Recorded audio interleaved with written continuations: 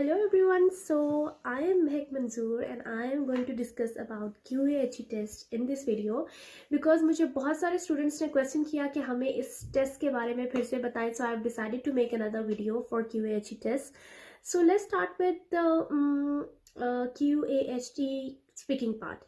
इससे पहले मैं आपको ये बताना चाहूँगी कि QAHE टेस्ट वही बच्चे दे सकते हैं जिनके पास QAHE टेस्ट को जो यूनिवर्सिटीज एक्सेप्ट करती हैं उसका कंडीशनल लेटर हो. अगर आपके पास कंडीशनल लेटर होगा तो आप ये टेस्ट बुक कर सकते हो, क्योंकि कंडीशनल लेटर के ऊपर आपका स्टूडेंट नंबर लिखा होता है. सो जब आप ये टेस्ट बुक करें तो वो स्टूडेंट नंबर आप देते हो. इसके अलावा जब एग्जामिनर आपसे आपका नाम पूछता है, पासपोर्ट वगैरह के बारे में पूछता है, तो he will ask you about your student ID जो आपने उनको बतानी होती है, and your university and course. So you have to wait for conditional letter first, then you can apply for QAHE test. सबसे पहले जो आपसे क्वेश्चन होगा वो स्पीकिंग पार्ट पे होगा. स्पीकिंग पार्ट बिल्कुल सेम लाइक आइल्स होता है, जिसके 3 पार्ट्स होते हैं. फर्स्ट में आपसे बेसिक क्वेश्चन किया जाता है, जैसे आपका स्पोर्ट्स फेवरेट क्या है, आपको खाने में क्या पसंद है, आपको बर्थडे सेलिब्रेट करना पसंद है कि नहीं. और जब भी आपसे स्पीकिंग में कोई क्वेश्चन होता है कि आपका फेवरेट स्पोर्ट्स कौन सा है, तो प्लीज़ ऐसे आंसर मत करो कि I like football, I like cricket. आप लिंकिंग वर्ड्स को यूज़ करो, जैसे I use to play cricket but now I like football, but moreover however. ये जब भी आप लिंकिंग वर्ड्स यूज़ करते हो तो इससे आपका जो आंसर होता है वो बहुत अच्छा अप्रोप्रिएट लगता है और उसका एक अच्छा इंप्रेशन जाता है एग्जामिनर पे. Then they will ask you about इसी तरह के बेसिक क्वेश्चंस, उनके इसी तरह से आप आंसर्स प्रिपेयर कर लो. 5-6 गूगल पे आप जाके लिखो कि आइल्स टेस्ट सैम्पल पेपर्स, आइल्स टेस्ट स्पीकिंग सैम्पल पेपर्स, तो आपके पास बेशुमार आ जाएंगे जिनमें आप इसी तरह प्रैक्टिस करते रहो तो आपकी बहुत अच्छी ग्रिप बन जाएगी. देन बारी आती है पार्ट 2 में आपसे एक क्वेश्चन होता है जिसपे आपको 1 मिनट तक बोलना होता है और उसके लिए आपको 1 मिनट का टाइम दिया जाता है कि अगर आपसे आपकी फेवरेट प्लेस के बारे में पूछ रहे हैं तो वो प्लेस कहाँ पे है, वहाँ पे जाके आपने क्या किया, उसकी क्या खास बात है, तो उस पर आपने एक स्ट्रक्चर बनाना होता है और आप आंसर करते हो.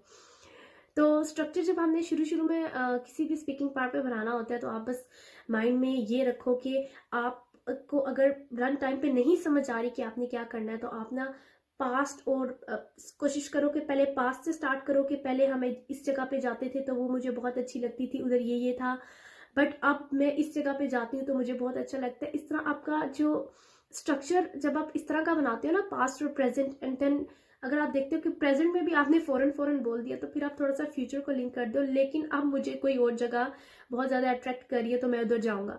बेसिकली उन्होंने आपको देखना होता है कि आप 1 मिनट तक किस फ्लुएंसी के साथ बोलते हो, तो आप कोशिश करो कि पास्ट प्रेजेंट और फ्यूचर वाले चीज़ों को मिला के एक स्टोरी बना दो, इससे आपकी स्टोरी लंबी हो जाती है. देन आती है बारी थर्ड पार्ट की, जो कि है आपके जो सेकंड पार्ट में आपसे क्वेश्चन किया होता है उसी से रिलेटेड आपसे क्वेश्चन किए जाते हैं कि अगर आपसे पूछा जाता है कि तुम्हारे माइंड में आइडियल हाउस का स्ट्रक्चर क्या है, आप 1 मिनट तक बोलते हो तो आपसे उसी पे क्वेश्चन होंगे.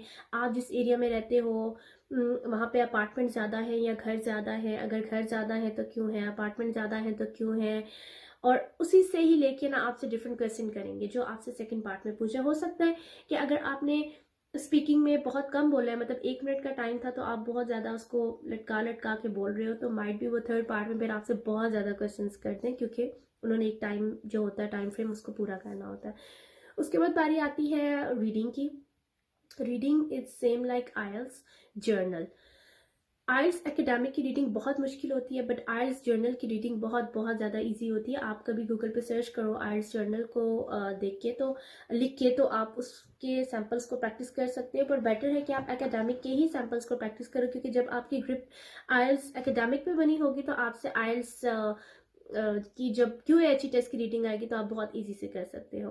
फिर आता है listening. Listening is same like IELTS, बिल्कुल उसी तरह का होता है. आप ऐसा कर सकते हो कि यूट्यूब पे आप रिसेंट लिसनिंग जो 2022 में जो टेस्ट हुए हैं आइल्स के, वो अपने कानों पे हेडफोन्स वगैरह डाल के आप उसकी प्रैक्टिस करो और एंड पे आंसर्स मैच कर लिया करो, तो आपको आइडिया हो जाएगा कि आप किस लेवल पे हो. कोशिश करो कि आप ये टेस्ट तब दो जब आप 40 में से हर पार्ट में 36-37 स्कोर कर रहे हो, तो फिर you ready for this test. Then बारी आती है राइटिंग की. राइटिंग में इसमें सिर्फ एक पार्ट होता है ऐसे राइटिंग का, और ऐसे राइटिंग के बारे में बेशुमार सैम्पल्स हैं।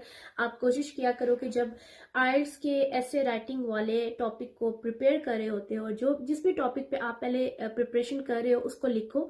लिखने के बाद आप कंपेयर किया करो कि एट बैंड्स जिनके इस टॉपिक पे थे गूगल पे, वो वाले सैम्पल पेपर्स आपके पास आएंगे तो आप कंपेयर करो कि आप में क्या कमियां क्या खामियां। जैसे आपको एक क्वेश्चन दिया जाता है कि आजकल इंग्लिश का बहुत ज़्यादा ट्रेंड है इंटरनेशनली, तो आप क्या सजेस्ट करते हो कि आपके जो एरिया है वहाँ पे आपकी ट्रेडिशनल लैंग्वेज को भी यूज़ करना चाहिए या इंग्लिश ही बच्चों को लर्न करनी चाहिए? तो आप पहले पैराग्राफ में बताओगे कि नाउ डेज इंग्लिश का वाकई बहुत ज़्यादा ट्रेंड है, बहुत ज़्यादा यूज़ हो रही है, बट मैं in the light of several factors I will discuss कि ट्रेडिशनल लैंग्वेज को भी हमें इंपॉर्टेंस देनी चाहिए और इंग्लिश को भी। फिर आप उसके बाद सेकेंड पैराग्राफ में फर्स्टली करके जो आपके व्यूज़ हैं जिस पैराग्राफ की तरफ आप जाना चाह रहे हो, मतलब जिस आप डिसीजन से एग्री करते हो कि यस ट्रेडिशनल लैंग्वेज भी बच्चों को आनी चाहिए, उसके बारे में बताओगे। फॉर इंस्टेंस पे उसी पैराग्राफ के अंदर एक एग्जांपल डाल दोगे। सेकेंडली आप दूसरे पार्ट को डिस्कस करोगे कि यस इंग्लिश का भी बहुत ज़्यादा इन्फ्लुएंस है, इंटरनेशनली ये यूज़ हो रही है, फिर फॉर इंस्टेंस करके एग्जाम्पल डालोगे। सबसे लास्ट पे आप to summarise this, to conclude this करके 3-4 लाइन्स में आप बता दोगे कि मेरी ये जितना भी ऐसे है उसको इस तरह से मैंने कंक्लूड किया। That's it. बहुत बहुत इजी है। आप लोग सिर्फ 1 वीक इसकी प्रैक्टिस करो, रोज चारों पार्ट्स की प्रैक्टिस कर लो तो कोई मुश्किल नहीं और आराम से टेस्ट दे दोगे। So best of luck for your QAT test. Thank you.